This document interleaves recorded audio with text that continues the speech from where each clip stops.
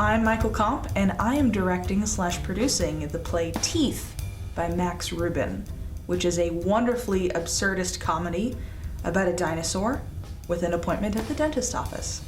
This round was particularly tough because, the round before, all the scripts were awesome, but I felt something that I connected to with every single script. I had 2 plays that I was totally equally in love with, and I got one of them.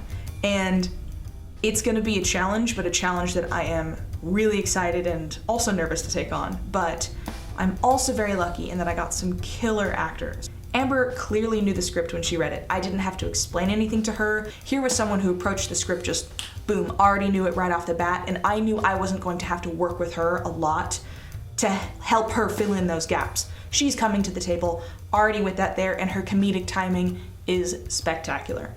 There she is right there. Amber's coming in the room. Hi. Yeah, come here. This is Amber, and she's super funny. Hi, I'm Amber, and I'm super funny. You are.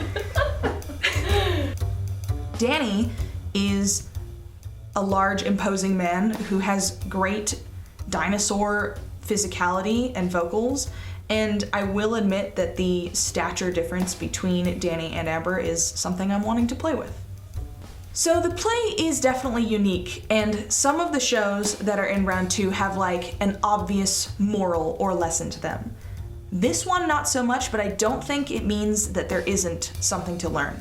One of the main things about absurdist theater, the true classic absurdist theater, is that the whole idea is it's written in such a way that construes and blocks the obvious storytelling of it, so that the audience is forced to find the way that they connect to it. Definitely, this show has something to say, but I think because of how interesting and absurd it is, it's gonna have a different thing to say to each audience member, which sounds like a cop-out, but that's just what absurdist theater is. So I'm very excited to see what it's going to mean to people. Definitely it's a story about, here's a woman who meets a character and has a certain impression of him, and has a different impression of him by the end, and how the people you meet in your life change you. But it's also about a dinosaur.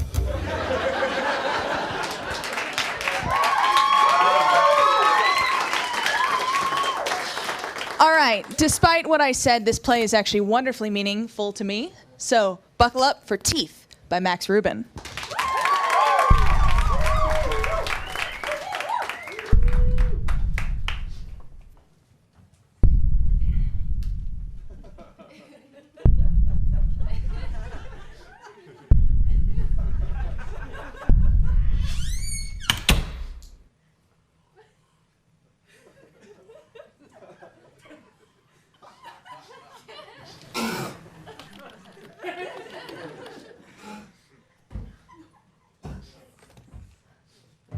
Dr. Sanderson, that dinosaur is still waiting for you. I don't know, the kind with the little tiny arms. Not you. No, someone else. We're talking about someone else. Now he's offended. I tried that, sir. I told him that you were with another patient and that it could be a very long time. Well, he must not have had any other plans for the day except this. I'm not sure how comfortable I feel lying to this one, sir. Well, for one thing, he's much bigger than the others, and he has very large teeth, which I love. The sharper the better, that's what I always say.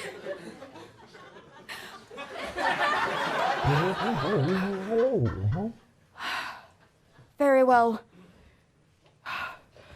Oh, my Christmas bonus had better be really big this year. Excuse me, sir. Yes, well, I just got off the phone with Dr. Sanderson, and it appears as though he actually will not be able to see you at all today. He's just so swamped with this other patient that he... And I know, and I'm very sorry, sir. I appreciate it. I know that it's frustrating, but I assure you that Dr. Sanderson would never cancel an appointment with any patient if it wasn't really serious. And I was just on the phone with him and it sounded very serious.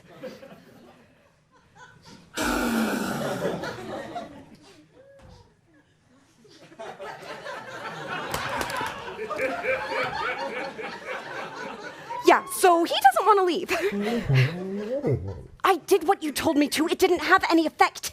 He seems determined to see you this afternoon. He roared very loudly. As you should have done. Good for you.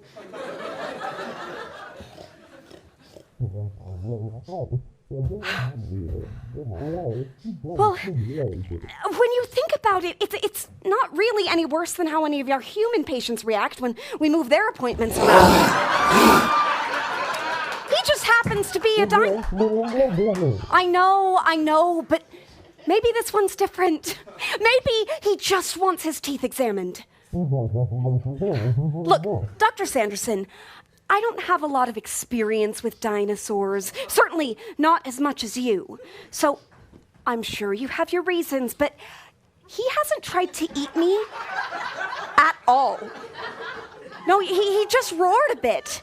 But maybe that was his way of saying, "Excuse me, ma'am, how much longer in dinosaur?" With all due respect, sir, there are no other patients for him to scare off. Look, I'm just going to see if I can figure out exactly why he's here, okay?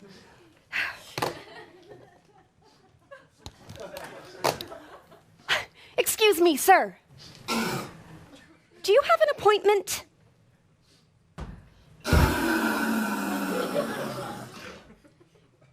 Yeah, I'm just going to go ahead and check. Oh. There it is. Tyrannosaurus Rex. King lizard. I can't believe I remembered that. Well, this is very interesting. I'm going to see what I can do for you, sir. Sir, it turns out he has an appointment. Well, doesn't this prove my point? It's been in the books for 6 months. Sir, be that as it may, he still is the first one to actually have had an appointment. Sir, think about it.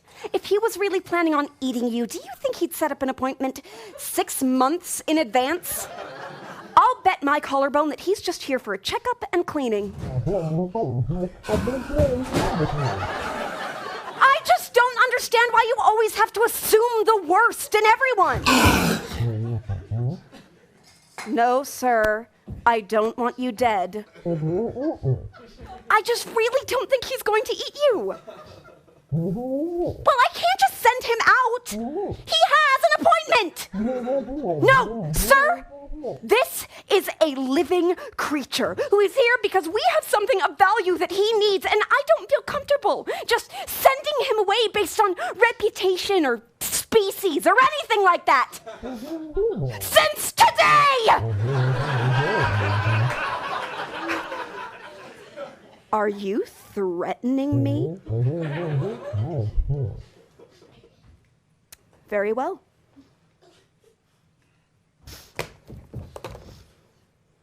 Sir, I just got off the phone with Dr. Sanderson again. It appears that, well, Dr. Sanderson, are you here to eat him? Just tell me if you are, because he thinks you are, and if you are, then you should probably go, because he won't want you to eat him. But if you're just here for a checkup and cleaning, which I think you might be, just tell me, and I will find a way to make him understand.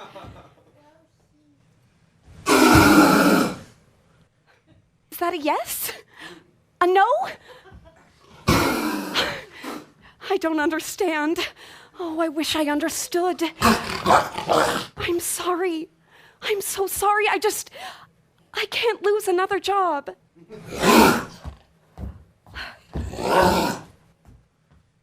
You're not like the others. I can tell. I don't know what that means.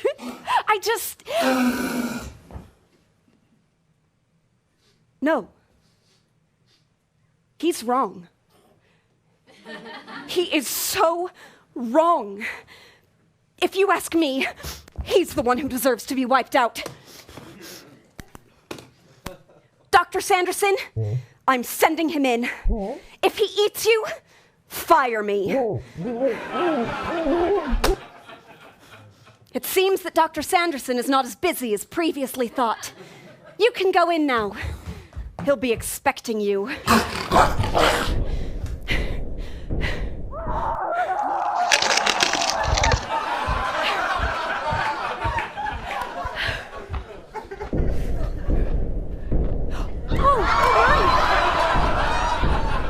Oh, you're covered in...